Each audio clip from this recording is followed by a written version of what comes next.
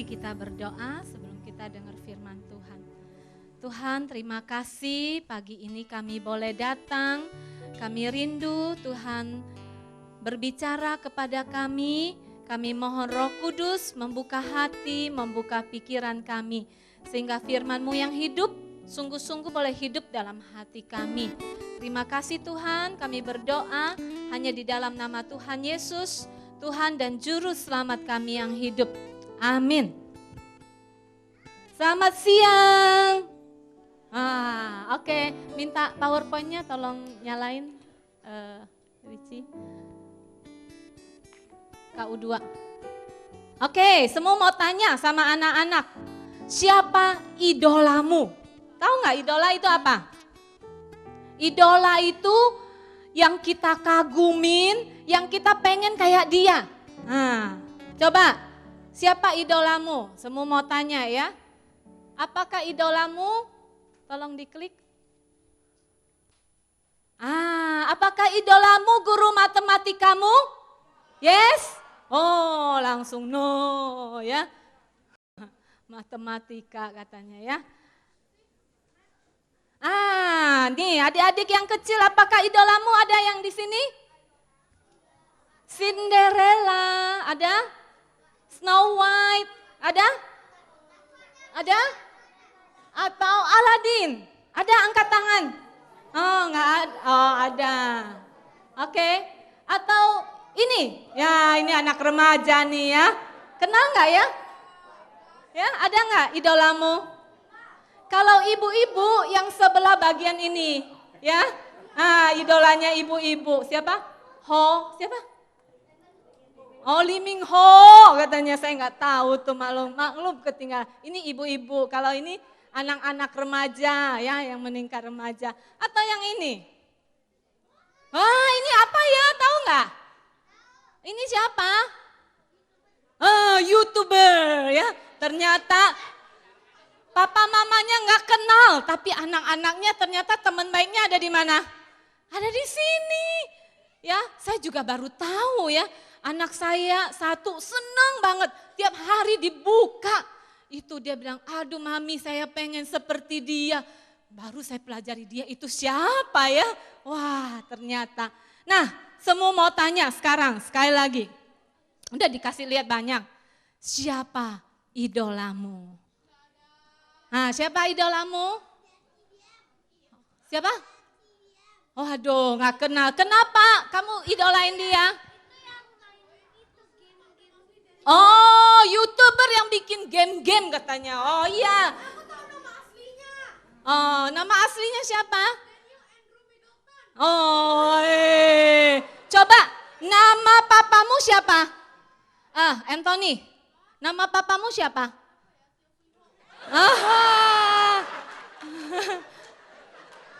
Jangan-jangan ya.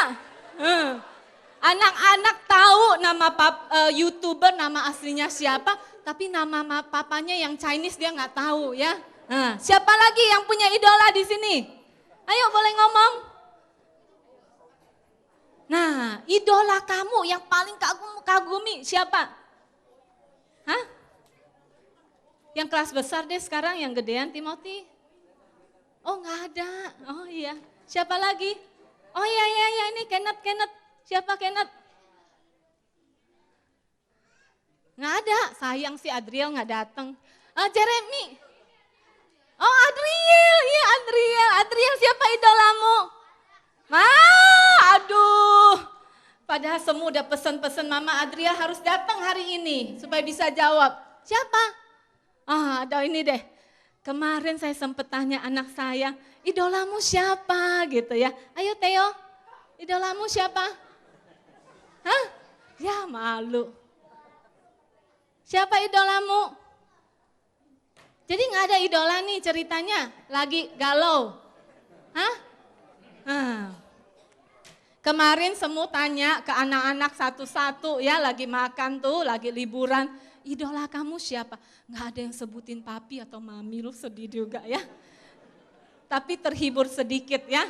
Dibilang yang terakhir, Theo bilang, idola saya Tuhan Yesus. Wah, bagus ya.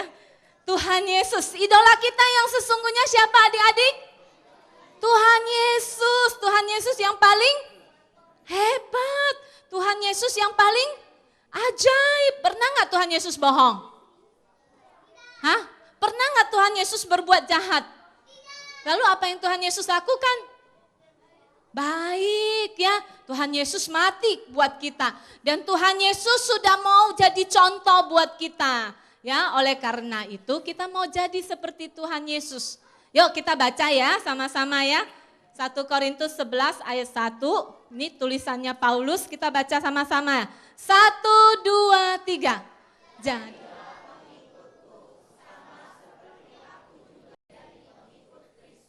Oke, nih semua sederhanain ya, biar sama yang kecil-kecil bisa hafal. Papa mamanya juga bisa hafal ayat ini, dibikin sederhana. Ya, disingkat ya, 1 Korintus berapa? 1 Korintus 11 ayat 1. Aku menjadi, oke, sekarang kita nyanyi yuk sama-sama, minta kakak-kakak yang main musik, mengikut Yesus keputusanku. Bisa kan lagu ini? Bisa ya, ya. Nyanyinya yang semangat ya. Yang semangat loh. Nah. Yang kayak tadi pagi, mengikut Yesus keputusanku. Mengikut Yesus keputusanku. Mengikut Yesus keputusanku. Ku tak ingkar. I have decided. I have decided.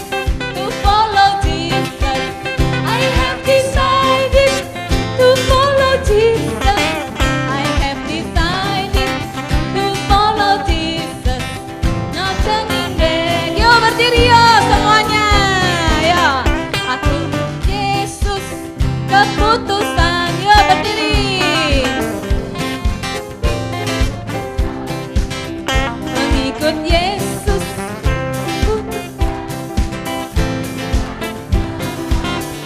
Sekarang mengikut Yesus sambil jalan. Mengikut Yesus keputusanku. Mengikut Yesus keputusan. Mengikut Yesus keputusanku, ku tak ingkar, ku tak ingkar. Yuk kita berdoa ya adik-adik. Terima kasih Tuhan Yesus, karena Engkau adalah idola kami yang begitu luar biasa. Engkau Tuhan kami, Engkau Raja kami. Kami mau mengikut Tuhan seumur hidup kami. Terima kasih Tuhan, dalam nama Tuhan Yesus kami berdoa. Amin. Nah anak-anak sambil nyanyi lagu ini sambil turun yuk ke lantai 2. Bapak Ibu silakan duduk yuk. Mengikut Yesus keputusanku. Yuk sambil jalan sambil nyanyi ya. Yang remaja yang mau persembahan pujian silakan naik. Mengikut Yesus keputusanku. Mengikut Yesus keputusanku. Mengikut Yesus keputusanku. Ku tak ingkar, ku tak ingkar. I have decided to follow Jesus. I have decided to follow Jesus. I have decided to follow Jesus. No turning back, no turning back. Silakan anak-anak, remaja-remaja kita maju ke depan.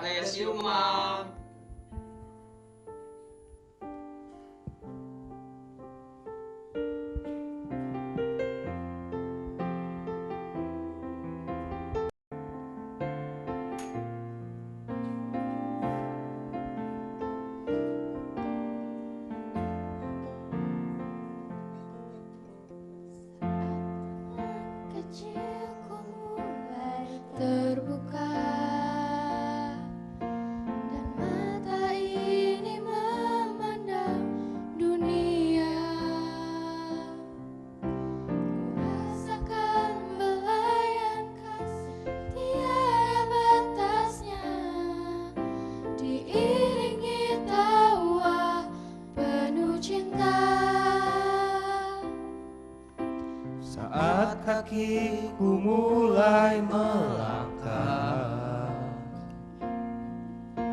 kulihat harapan di wajahmu,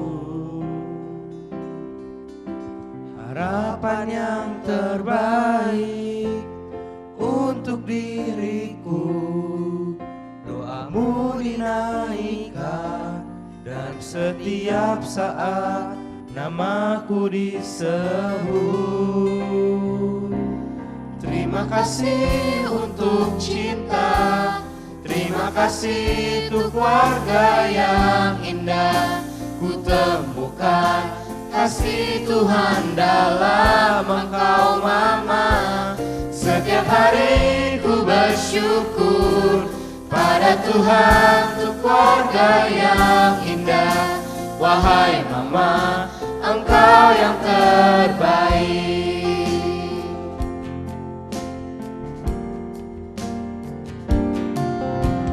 Saat tangan kecilku mulai terbuka dan mata ini memandang dunia, ku rasakan belayan kasih tiada batasnya, diiringi tawa penuh cinta. Kakiku mulai melangkah, kulihat harapan di wajahmu,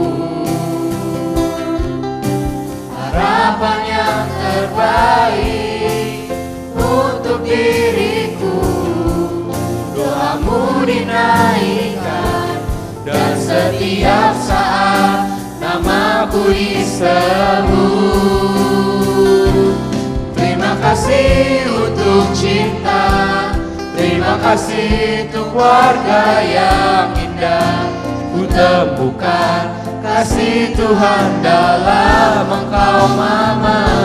Setiap hari ku bersyukur pada Tuhan untuk keluarga yang indah. Wahai Mama, Engkau yang terbaik. Terima kasih untuk cinta, terima kasih untuk keluarga yang indah. Ku temukan kasih Tuhan dalam Engkau Mama. Setiap hari ku bersyukur pada Tuhan untuk keluarga yang indah. Wahai Mama, Engkau yang terbaik.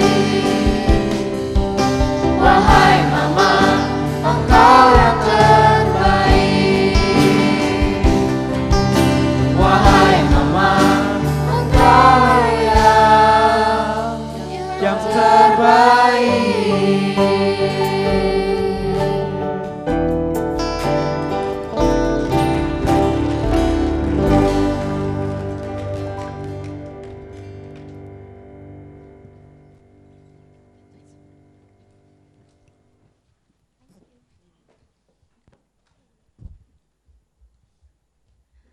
Hari ini adalah Hari Mama yang diperingati secara internasional. Kalau Indonesia rayanya bulan apa? Desember. Kalau dunia? Wah, bulan Mei, minggu kedua. Gereja kita ngikutinnya apa? Internasional aja ya. Jadi saya ucapkan selamat Hari Mama kepada semua ibu-ibu yang terkasih di tempat ini. Nah, pagi ini berhubung hari ini adalah Hari Mama, saya mau mengajak kita untuk mengenang mama kita. Masih ingat sama mama? Mama saya sudah meninggal 18 tahun yang lalu. Tapi kalau ngomong mama langsung, wah kebayang mukanya ya. Nah, Bapak Ibu yang terkasih, baik kita coba pikir tentang mama kita. Baik mama kita itu masih hidup atau mama kita sudah meninggal. Ketika kita sebut kata mama dan kita membayangkan dia, apa yang paling berkesan tentang mama di dalam hidup kita? Ya, saya coba ituin. Apakah ajarannya, nasihat-nasihatnya yang engkau ingat misalnya ya? Atau misalnya, yang engkau ingat adalah fisiknya. Wah, mamaku itu cantik loh, langsing. Atau mamaku itu montok ya, manis, suka senyum. Atau yang paling berkesan adalah teladannya. Teladan itu bisa yang positif atau yang negatif. Teladannya itu maksudnya hidupnya sehari-hari. Saya ingat ada seorang ya jemaat kita bercerita waktu itu ya kepada kami rame-rame. Dia bilang kalau ngomong soal mama saya selalu ingat waktu itu ya waktu dia masih kecil mamanya itu berjuang bagaimana bisa menghidupi dan menyekolahkan anak-anaknya.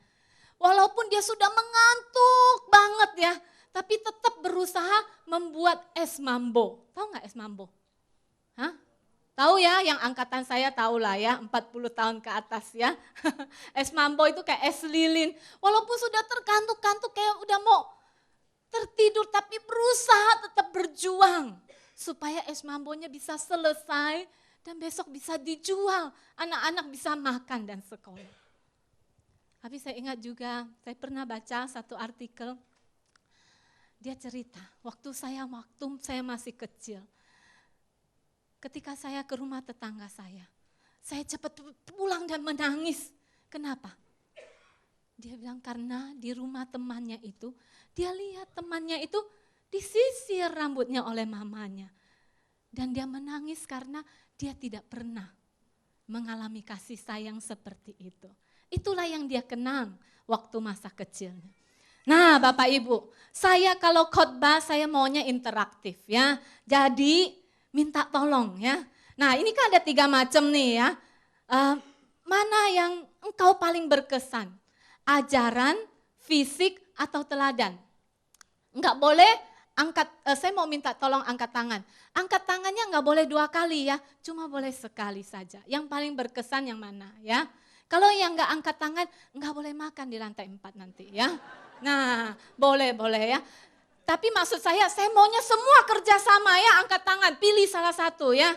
Coba ya, enggak usah nengok kanan, nengok kiri juga ya, buat diri sendiri. Udah tahu jawabannya? Udah ya, kayak ulangan aja gitu ya. Yang ajaran, siapa yang paling berkesan adalah ajarannya? Oh ada beberapa ya. Yang kedua, fisiknya yang paling berkesan, tolong angkat tangan. Oh, fisiknya. Ya, fisiknya cantik gitu ya. Nah, Bapak Ibu ternyata sedikit loh fisik. Jadi ibu-ibu enggak usah terlalu cantik-cantik. Tidak terlalu berkesan di hati anak ya. Langsing setengah mati enggak berkesan. Yang penting hati senang katanya ya. Nah, yang teladan silakan angkat tangan. Wah, banyak ya Bapak Ibu. Mahatma Gandhi satu hari dideketin seorang ibu. Lalu ibu ini bilang, Pak saya mau minta tolong. Anak saya ini punya kebiasaan buruk. Suka sekali makan permen. Mulutnya tuh emut permen terus. Saya gak bisa menolong dia. Tolong ya Pak Mahatma, nasehatin dia. Lalu bapak ini bilang ke ibu ini, Bu, tolong nanti minggu depan engkau kembali lagi ketemu saya bersama dengan anakmu. 2 minggu lagi ya, 2 minggu lagi baru engkau kembali. Ibu ini bingung, ngapain repot-repot suruh tunggu 2 minggu. Sekarang aja ya enggak? Repot kan mesti datang lagi bolak-balik. Tapi berhubung dia kan menghormati Pak Mahatma. Dia oke lah, dia nurut aja kan, mau minta tolong harus nurut dong ya. Oke, dia akhirnya dia pulang dan 2 minggu kemudian dia datang lagi kepada Pak Mahatma Gandhi ini. Langsung Pak Mahatma ajak anak itu bicara ya. Setelah itu anaknya mengerti dan anaknya mau berusaha supaya enggak makan permen lagi. Terus menerus. Lalu ibu ini bilang terima kasih Pak, terima kasih. Tapi di dalam hatinya masih apa? Penasaran, kenapa sih masih 2 minggu lagi baru balik gitu ya. Karena penasaran, gak tahan ya, ibu-ibu biasanya gitu kalau penasaran ya. Akhirnya deketin lagi, Pak mau minta tolong nih nanya. Kenapa sih Bapak suruh 2 minggu lagi baru kembali? Apa yang Mbak Mahatma jawab? Saya sendiri suka makan permen. dari selama 2 minggu ini saya berusaha mengatasi kebiasaan buruk saya. Dan setelah saya berjuang, baru saya berbicara dengan anak ibu. Nah, Bapak Ibu yang terkasih, masih ingat nggak beberapa tahun yang lalu ada sebuah iklan yang sangat santer di TV. Ya, katakan tidak, ya masih ingat nggak iklan ini? Hah? Ingat nggak? Tidak, wah, tidak terhadap apa Bapak Ibu? Korupsi ya. Katakan tidak terhadap korupsi. Masih ingat wajah-wajah orang yang mengatakan tidak? Ternyata tidak lama kemudian apa yang terjadi? Orang-orang itulah yang ditangkap oleh KPK karena korupsi. Makanya anak muda itu suka pakai istilah jangan apa?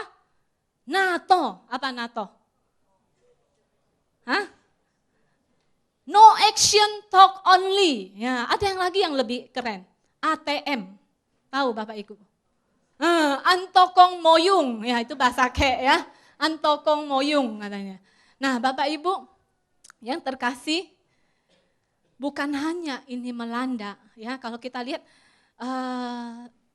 Indonesia sekarang katanya mencapai titik nadir kepercayaan terhadap partai politik.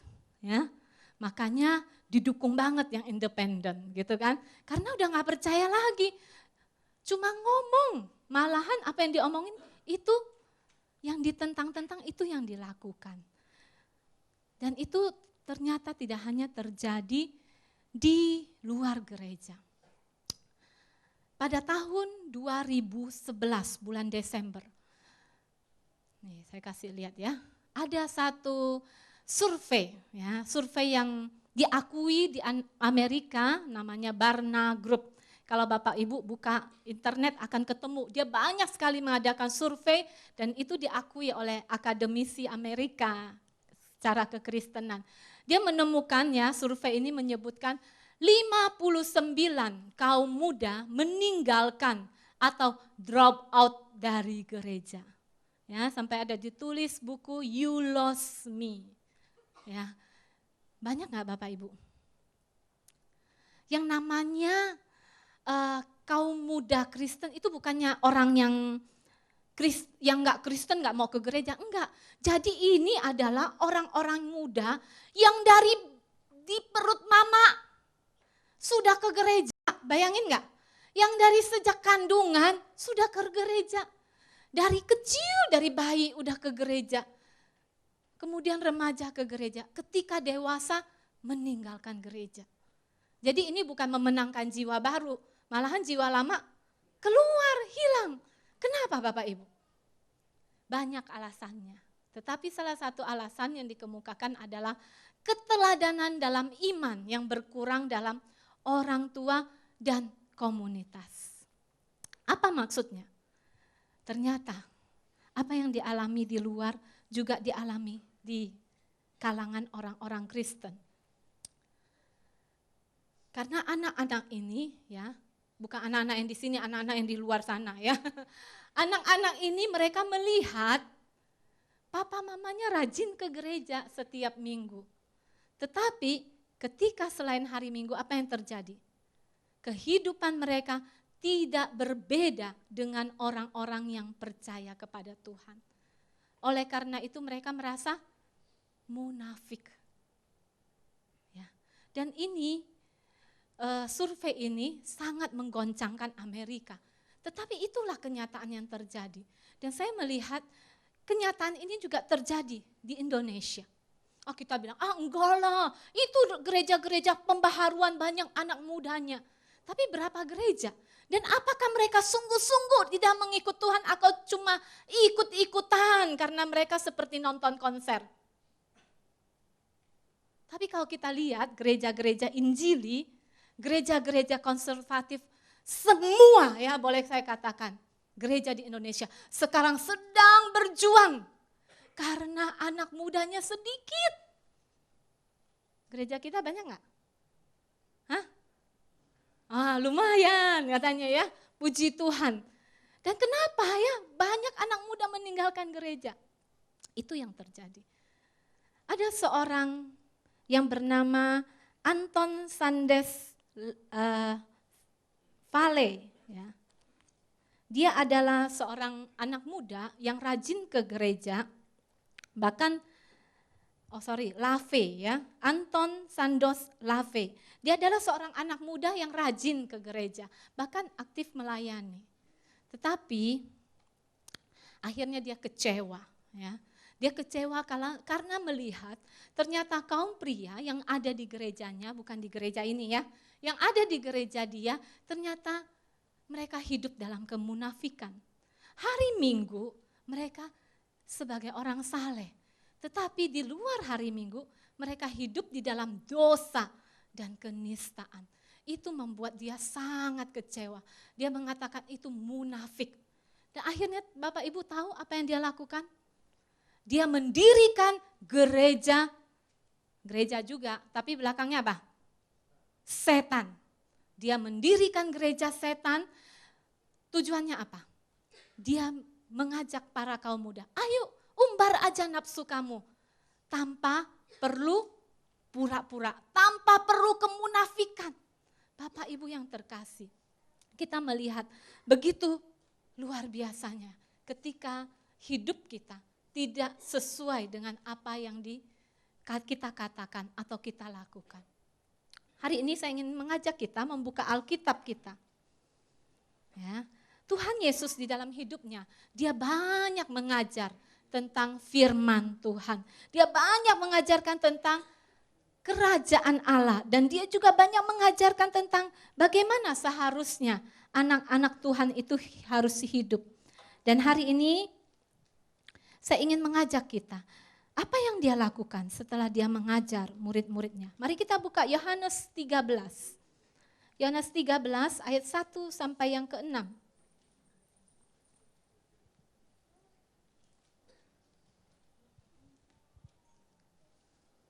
Ayat 1 sampai yang ke-5. Ya, saya minta Bapak ayat ganjil, ibu-ibu ayat genap. Ya, jadi pria ganjil, genap wanita. Ya, sama-sama kita baca Yohanes 13 ayat 1 sampai 5. 1, 2, 3.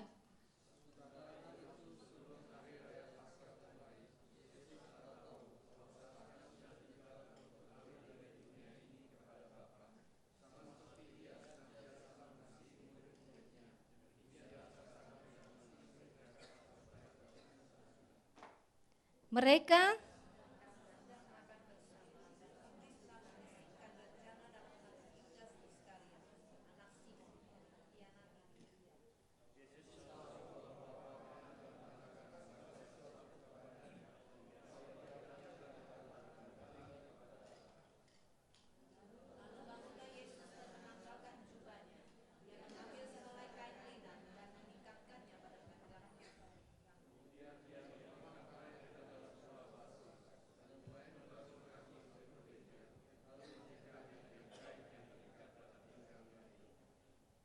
Bapak Ibu yang terkasih, ketika itu dikatakannya, kemudian ia menuangkan air ke dalam sebuah basi dan mulai membasuh kaki murid-muridnya, lalu menyekanya dengan kain yang terikat pada pinggangnya itu.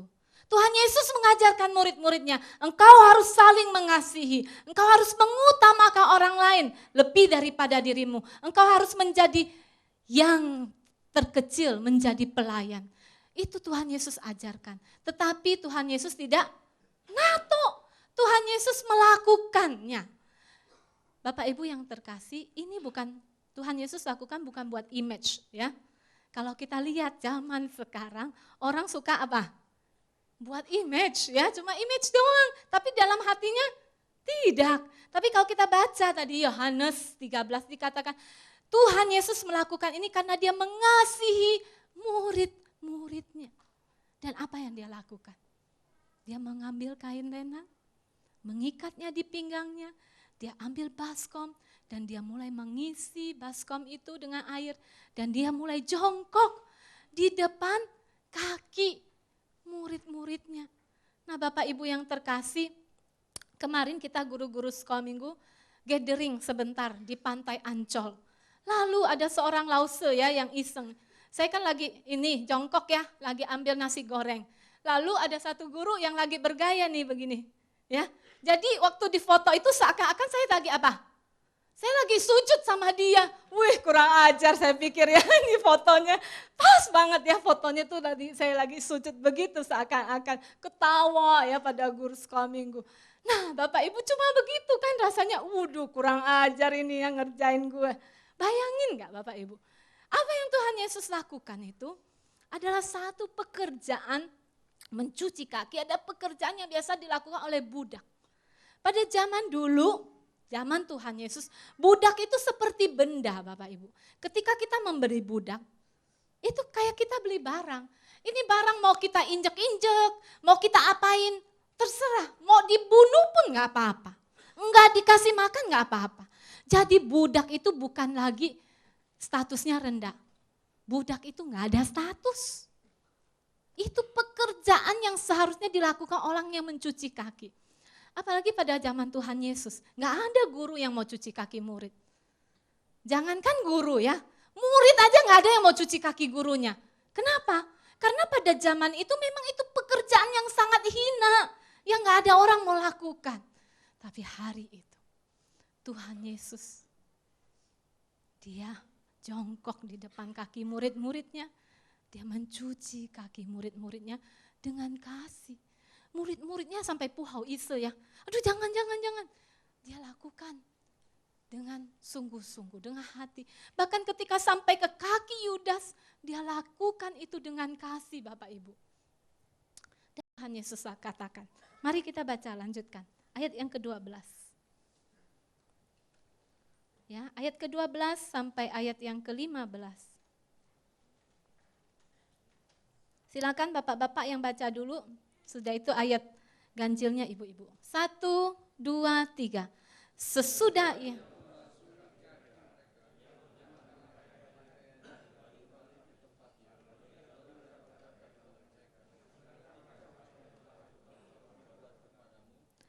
Kamu menyebut. Dan katamu itu tepat.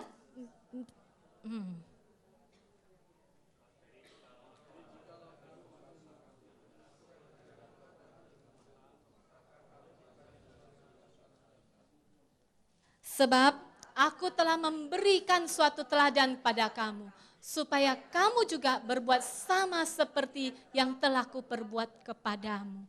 Kita melihat Tuhan Yesus begitu luar biasa. Apa yang dia ajarkan, itu yang dia lakukan. Dan yang lebih lagi kalau kita katakan, bagaimana Tuhan Yesus mengajarkan kasih. Kasih. Dunia ini seakan-akan kayaknya nggak ada yang namanya kasih itu. Tapi ketika Tuhan Yesus mengatakan kasih, dia mati di atas kayu salib. Buat siapa? Buat orang-orang yang membenci dia. Buat musuh-musuhnya. Dia mati di atas kayu salib. Bahkan ya, kita melihat Tuhan Yesus selalu mengajarkan kita mengampuni. Gampang nggak Bapak Ibu mengampuni itu? Gampang nggak kita mengampuni orang yang pernah menyakiti hati kita? Kalau tukang mikrolet yang rewat cuma nyerempet mobil kita gampang lah ya marahin. Paling kita, bodoh kamu nyetirnya.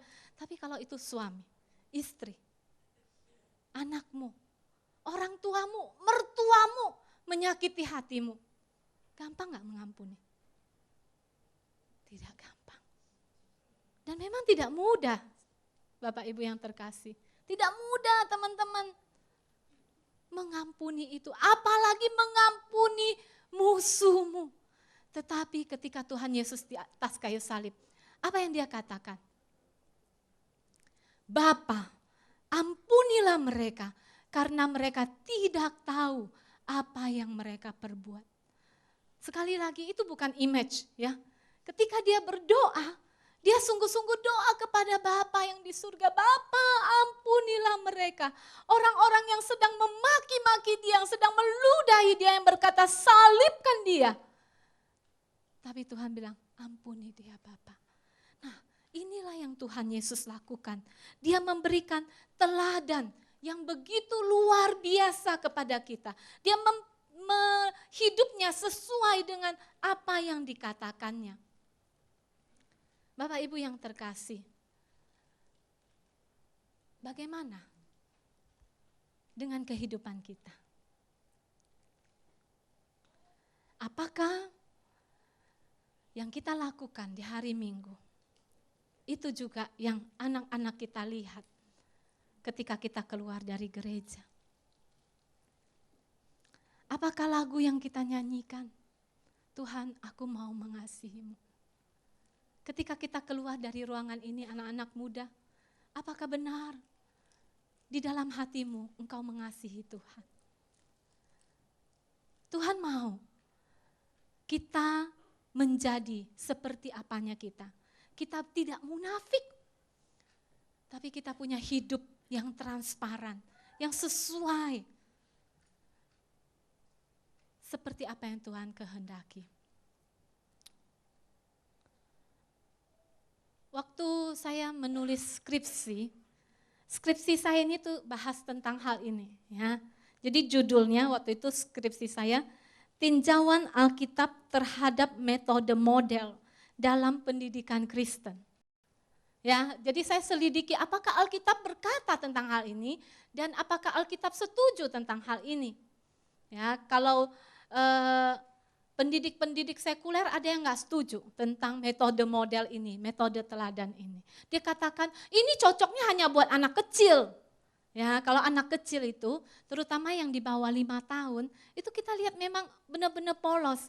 Ya, kalau dunia sekuler bilang itu kertas putih. Benar nggak Bapak Ibu kertas putih? Anak kecil itu seperti kertas putih, benar nggak? Ayo sekarang saya makan mau interaktif ya. Kertas putih bukan? Waktu anak bayi lahir. Nah, enggak Bapak Ibu. Ya, ada dosa. Manusia itu lahir dengan dosa, enggak kertas putih lagi. Buktinya ya, kita enggak ajarin dia ya. Kalau kokonya kayak tadi anak kecil kan, kalau kokonya pukul dia sekali, dia balasnya apa? 2 kali, bahkan lebih apa? Lebih kenceng. Itu kita enggak ajarin ya enggak? Ajarin enggak bohong? Tapi anak kecil bisa apa? Bohong tuh ya. Jadi udah ada memang dosa ya, bawaan dosa. Tetapi anak kecil itu kalau yang di bawah 5 tahun itu seperti busa. Pernah lihat busa Bapak Ibu? Itu nyerap semua yang dipelajari ya. Jadi dia dekat sama siapa ya dia menjadi seperti siapa. Ada seorang teman saya ya, seorang psikolog. Dia itu susah sekali punya anak. Akhirnya sampai dia bayi tabung. Ya, jadi baru punya anak. Anaknya baru seumur Theo gitu ya. Jadi dia umur 30 lebih ya setelah berjuang sekian lama gitu ya. 30 lebih baru dia punya anak. Nah, satu hari dia pulang kerja. Dia kaget minta ampun, tahu nggak apa yang dilakukan anaknya? Anaknya lagi jongkok di kamar pembantunya lagi ngapain tahu Bapak Ibu? Begini nih. Gitu. Lagi ngapain? Sujud-sujud, tahu nggak lagi ngapain? Sholat Bapak Ibu. Dia lihat anaknya lagi sholat. Tahu nggak apa yang terjadi? Dia langsung nangis. Dia nangis sama Tuhan. Dia bilang, Tuhan ampuni saya. Saya doa minta anak sampai nangis-nangis sama Tuhan. Tapi setelah anak itu Tuhan kasih, saya apa? Saya nggak bertanggung jawab. Dia saking sibuk kerja. Anaknya tiap hari dari pagi sampai malam sama siapa? Pembantu. Jadi mirip siapa? Pembantu. Anaknya itu sampai pinter. Ngomong-ngomong bahasa daerah. Istilah-istilah dia juga. Dia baru, Tuhan tuh kayak jelikan mata rohani dia. Dan dia berkata, ampuni saya Tuhan. Bertobat dia ya. Nah Bapak Ibu yang terkasih. Anak kita kalau masih kecil, niru. Jadi mari kita sediakan waktu untuk anak-anak kita. Harus dilakukan. Ketika saya teliti tentang metode ini, memang dikatakan metode teladan ini penting. Tapi satu hal yang tidak boleh dilupakan, pengajaran juga penting. Kalau Ulangan 6 dikatakan, haruslah engkau mengajarkannya kepada anak-anakmu. Tuhan berkata kepada bangsa Israel, kasihilah Tuhan Allahmu. Dan apa yang dikatakan selanjutnya? Ajarkanlah itu kepada anak-anakmu berulang-ulang ketika engkau bangun, ketika engkau berjalan, ketika engkau pergi, ketika engkau duduk, bahkan ketika engkau berbaring. Bicarakanlah firman Tuhan. Nah, Bapak Ibu yang terkasih, tahu nggak bentuknya apa? Engkau harus mengajarkannya kepada anak-anakmu. Tahu nggak bentuknya apa? Kalau bahasa Indonesia mah engkau aja ya. Kalau bahasa Ibrani itu ada he, she, it juga. Kira-kira bentuknya apa? He, ya, dia. Dianya siapa? Laki-laki. Jadi Bapak siapa yang bertanggung jawab ngajarin anak-anaknya firman Tuhan? Hah? Siapa? Bapak-bapak ya. Bapak-bapak. Saya tahu sekali ya, bapak-bapak di tempat ini sibuk. Seperti juga suami saya ya. Sibuk sekali gitu kan. Biasanya yang akhirnya ngajar anak-anak firman Tuhan siapa? Ibu-ibu ya. Waktu kecil memang banyak yang mendampingi ibu-ibu. Tapi bapak-bapak yang terkasih, ketika anakmu sudah beranjak, mulai 7 tahun, mulai besar, disitulah engkau harus mengajarkan firman Tuhan itu kepada anak-anakmu. Itu tanggung jawab. Gampang nggak? Nggak gampang. Itu kita harus berjuang Bapak Ibu untuk melakukannya. Ketika kita sudah mengajarkannya, kita juga harus, yang paling penting, kita menghidupi firman itu. Sehingga mereka boleh melihat, sungguh bapakku adalah seorang yang mengasihi Tuhan. Mamaku adalah seorang yang mengasihi Tuhan. Nah, nanti Bapak Ibu akan melihat video klip ya, yang anak-anak katakan tentang mamanya. Mama itu siapa sih gitu ya. Dan anak-anak itu polos banget Bapak Ibu. Mereka berkata jujur, termasuk anak saya nanti ngomong tentang mamanya ya. Nah, ketika kita berpikir menjadi teladan itu selalu harus sudah sempurna. Tidak Bapak Ibu, dari penyelidikan saya, justru teladan itu harus real buat dia dan dia harus melihat di situ papa mamanya berjuang. Kalau tunggu sempurna, nggak akan sempurna. Justru anak-anak kita perlu melihat papa mamanya berjuang untuk mengasihi Tuhan. Papa mamanya berjuang untuk mencintai Tuhan. Dan dia melihat papa mamanya bertobat ketika berdosa. Bapak Ibu, mari kita sharing sama anak-anak kita pergumulan kita. Kesalahan kita. Dan kita bertobat, berjuang bersama-sama. Anak saya protes sama saya. Terutama anak yang kedua ya, yang kritis banget itu kan. Saya suka nasihatin dia. Nah, kamu jangan gini. Lalu dia gini, mami juga begitu katanya ya. Wah langsung ya, telak banget ya. Langsung pingsan. Mami juga begitu. Lalu saya bilang, iya, mami minta maaf. Saya kan bilang dia, jangan marah-marah, mesti self control. Langsung, mami juga suka marah-marah. Ya. Saya bilang, maafkan mami. Mami salah. Mami sering gak self control. Tapi saya bilang sama dia, tapi yuk kita sama-sama berjuang yuk. Kamu doakan mami. Kita sama-sama berjuang. Mohon kekuatan Tuhan supaya kita bisa self control. Kamu ingatkan mami, mami ingatkan kamu. Jadi mereka bukan melihat teladan yang sempurna, enggak. Bahkan saya bilang sama dia, yuk kita diet sama-sama. Jadi hal-hal yang hari-hari, ayo kita berjuang sama-sama. Sehingga anak-anak itu melihat iman itu bukan sesuatu yang di awan-awan yang tidak real. Tapi mereka boleh melihat iman itu ada sesuatu yang real, yang hidup. Yang ternyata papa mama juga berjuang di situ. Dan mereka melihat ternyata ada Tuhan yang hidup. Tuhan yang sanggup mengubah hidup papa mamaku. Tuhan yang sanggup mengubah hidup temanku.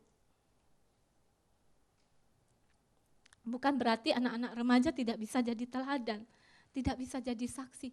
Firman Tuhan mengatakan engkau adalah surat Kristus yang terbuka. Betapa banyak sekarang anak muda yang mencari-cari makna hidup. Bingung. Tetapi ketika mereka melihat engkau, mereka melihat sungguh ada Tuhan yang hidup. Ada seorang ibu-ibu yang saya kunjungi berkata kepada saya, sungguh loh Semu, Tuhan itu hidup. Saya bilang, kamu tahu dari mana? Dia bilang, papa mertua saya itu orangnya keras kepala, kayak batu, benar-benar keras kepala banget. Tetapi saya melihat ketika dia percaya kepada Tuhan, hidupnya berubah. Ini adalah surat Kristus yang terbuka, yang bisa dibaca oleh semua orang. Marilah kita menjadi surat Kristus yang terbuka. Ketika kita mati, apa yang kita tinggalkan buat orang-orang yang kita kasihi, orang-orang yang ada di sekeliling kita? Harta, sebentar habis, ya enggak? Malahan harta jadi sumber masalah, berantem gara-gara harta. Gara-gara harta anak-anak enggak mau hidup berjuang, maunya hidup santai, ya kan?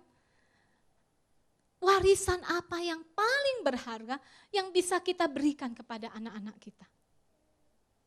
Warisan iman. Warisan itu yang dia bawa seumur hidupnya, bahkan dia sampai dia tua, sampai dia mati. Bapak Ibu yang terkasih, mama saya meninggal sudah 18 tahun. Tapi sampai sekarang begitu jelas bagi saya bagaimana mama saya itu berjuang untuk percaya dan taat kepada Tuhan. Ketika dia terkena kanker, dia percaya belum terlalu lama. Tapi di situ saya melihat bagaimana dia berjuang untuk percaya kepada Tuhan. Dia berdoa kepada Tuhan. Ada saatnya jatuh enggak? Ada. Di dalam kehidupan imannya, saya melihat sesuatu yang real. Tapi ketika dia meninggal, saya tahu dia punya iman yang sungguh-sungguh percaya kepada Tuhan. Biarlah ketika kita meninggalkan dunia ini, orang-orang sekeliling kita boleh melihat sungguh ada Tuhan yang hidup di dalam hidupnya.